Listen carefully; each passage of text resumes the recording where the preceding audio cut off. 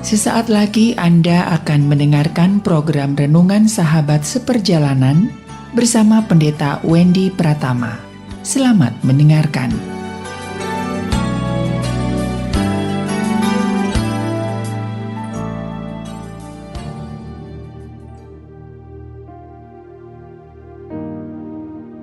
Selamat berjumpa kembali dalam layanan audio Sahabat Seperjalanan. Hari ini adalah hari Kamis 8 Desember 2022. Tema renungan saat teduh kita dengan judul Runtuh Karena Keangkuhan. Runtuh karena keangkuhan. Firman Tuhan terambil dalam 2 Tawarikh pasal 32 ayat yang ke-24. Demikian bunyi firman Tuhan.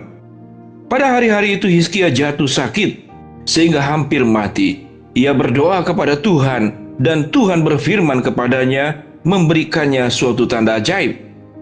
Ayat 25, tetapi Hizkia tidak berterima kasih atas kebaikan yang ditunjukkan kepadanya, karena ia menjadi angkuh, sehingga ia dan Yehuda dan Yerusalem ditimpa murka. Ayat 26, tetapi ia sadar akan keangkuhannya itu, dan merendahkan diri bersama-sama dengan penduduk Yerusalem, sehingga murka Tuhan tidak menimpa pada mereka pada zaman Hizkia. Mari kita berdoa. Bapa yang di dalam surga, biarlah keangkuhan adalah bagian dari hidup kami, karakter buruk yang kami akan tinggalkan dan tidak pernah akan kami sentuh, apalagi kami pakai dan kami hidupi. Kami ingin belajar dari Hizkia. Dalam nama Tuhan Yesus kami berdoa. Amin. Shalom sahabat seperjalanan yang dikasihi Tuhan. Hizkia adalah raja yang luar biasa. Raja yang memiliki kemampuan dalam berpolitik dan diakui secara internasional dalam konteks pada zaman itu. Hizkia tidak takut dengan tekanan 2 kerajaan besar yang ada pada waktu itu, yaitu adalah Asyur dan juga Mesir.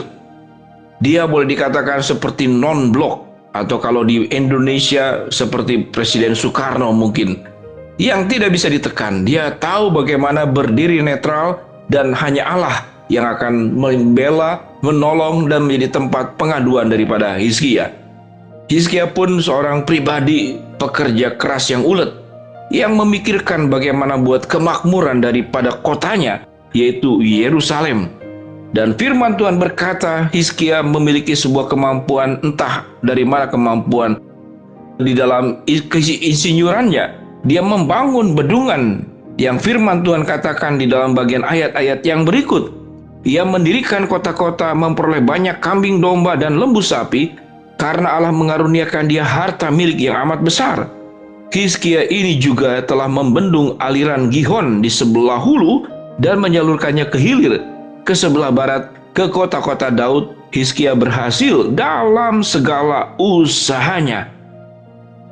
Sahabat seperjalanan, Alkitab mencatat Hizkia berhasil dalam segala usahanya. Namun pada ayat yang ke-24 yang kita baca dikatakan, pada hari-hari itu Hizkia jatuh sakit sehingga hampir mati. Ia berdoa kepadanya dan memberikannya suatu tanda ajaib. Salah satu tanda ajaib tentu adalah kesembuhan yang diberikan. Sahabat seperjalanan, ada banyak kasus bagaimana orang itu mendekati masa-masa dan waktu-waktu meregang nyawa. Salah satunya adalah karena penyakit. Banyak sekali anak-anak Tuhan atau bukan anak Tuhan yang belum percaya pada saat menghadapi masa-masa genting, masa-masa kritis, masa-masa sulit. Maka biasanya pada saat itulah dia memiliki sebuah penghormatan, penghargaan kepada Allah Sang Pencipta yang berkuasa atas hidup dan matinya manusia. Di saat itulah manusia diingatkan betapa lemahnya dan betapa rentannya hidup manusia. Kehidupan kita adalah seperti telur di ujung tanduk. Itu gambaran sewaktu kita menghadapi krisis-krisis yang besar. Demikian juga dengan Hizkia. Hizkia yang dipakai oleh Allah luar biasa, namun kalau tidak kemudian punya sebuah kesadaran yang terus diasah, yang terus dipupuk, yang terus dimiliki, Alkitab mengatakan Hizkia bisa jatuh ke dalam keangkuhan. Dia merasa hebat, dia merasa terpakai oleh Allah, dan dia diberkati oleh Allah dengan luar biasa, dengan semua kemajuan-kemajuannya. Ayat ke-28, dan tempat pembekalan untuk hasil gandum, untuk anggur dan minyak, dan kandang-kandang untuk berbagai jenis hewan besar, dan kandang-kandang untuk kawanan kambing domba. Diberkati Allah luar biasa.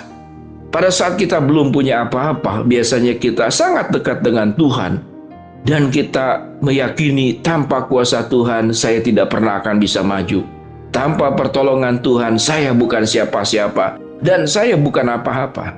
Namun tatkala dalam proses perjalanan hidup kita, berkat itu terus berjalan, terus mengalir. Lama-lama berkat itu sudah meninabobokan kita. Kita lupa siapa yang memberikan berkat. Sahabat seperjalanan, kalau kita sedang lapar, lalu kita jauh dari rumah, lalu kemudian tiba-tiba ada orang dalam rumah tertentu yang kita lewati yang mengajak masuk lalu memberi makan, tentu dengan niat yang baik, maka kita akan berterima kasih berulang-ulang dan kita akan menyebutkan berkali-kali kemana-mana. Ada orang baik suatu saya lapar, perjalanan ke satu tempat, mungkin uang habis atau tidak ada yang jualan, kita berimajinasi seperti demikian. Kita akan sebutkan berulang-ulang padahal kita dijamu makannya cuma sekali. Kita akan begitu mensyukuri dan mengingat kebaikan orang itu.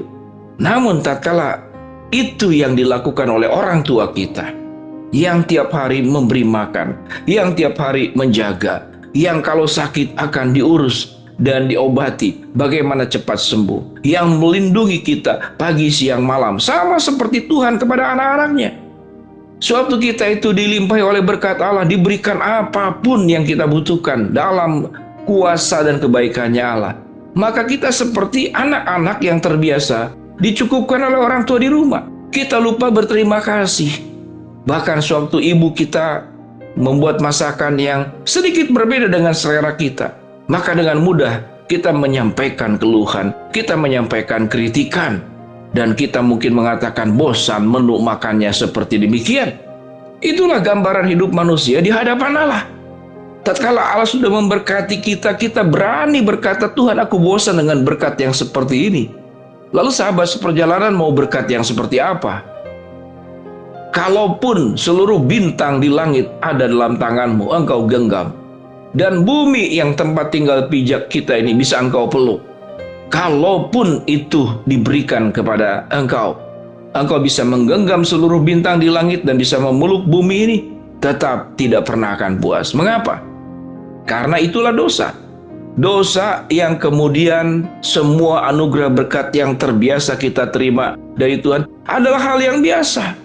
Sehingga apa yang namanya berterima kasih, apa yang namanya mengucap syukur buat kebaikan Allah, apa yang namanya kerendah hatian, apa yang namanya sebuah kesadaran, tidak ada hal dalam hidup ini yang bisa kami angkuhkan, yang bisa kami sombongkan.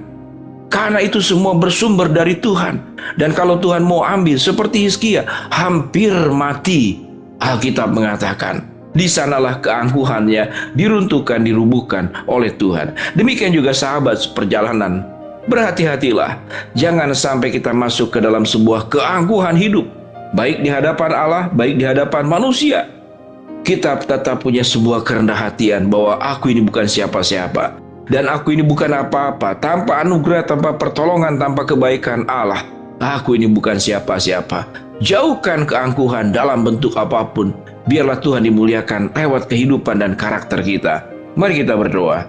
Bapa dalam surga, biarlah kami menjadi anak-anak Tuhan, para sahabat seperjalanan yang menjauhkan daripada keangkuhan hidup atas segala apa yang kami miliki. Namun kami punya kerendah hatian yang serendah-rendahnya di hadapan Tuhan. Hamba-Mu berdoa bersahabat seperjalanan yang sakit, Tuhan jamah sembuhkan. Sahabat seperjalanan yang sedang menghadapi masalah, Tuhan bukakan jalan.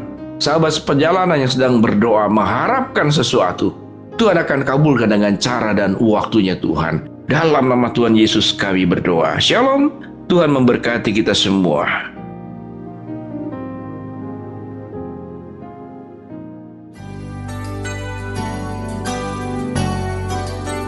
Anda baru saja mendengarkan program Renungan Sahabat Seperjalanan bersama Pendeta Wendy Pratama.